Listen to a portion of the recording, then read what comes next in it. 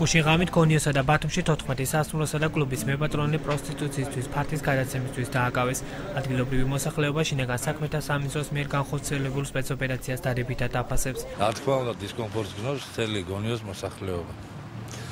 დღეს ჩატარებულა სპეცოპერაცია და რა ვიცი, თუ გამოიღებს შედეგს, მადლობელი ვიქნებით.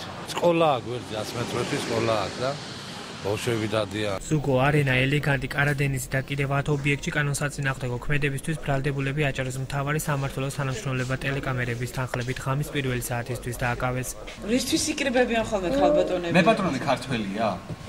არაფერი არ ვიცი. აბა რა თქვენ რას მუშაობთ? არაფერი არ ვიცი, მე არ მუშაობ. და რისთვის ხართ აქ მაშინ?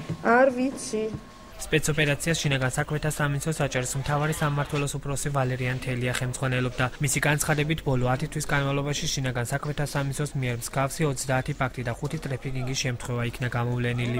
ყველა ის ობიექტი, რომელიც ეცდება, რომ პროსტიტუციისთვის გადასცეს ადგილი და დაარქვას ეგრეთ წოდებული სასტუმრო, ყველა უმკაცრესად იქნება დასჯილი. ბოლო 10 თვის განმავლობაში ჩვენს მიერ გამოვლენილი იქნა 30 ფაქტი და ამ ძიების პროცესში შეგახსენებთ, რომ ასევე გამოვლენილი იქნა საერთაშორისო მნიშვნელობის 5 ტრაფიკინგის ფაქტი. შინაგან საქმეთა სამინისტრო აქტიურად გააგრძელებს აღნიშნულ დანაშაულის წინააღმდეგ ბრძოლას.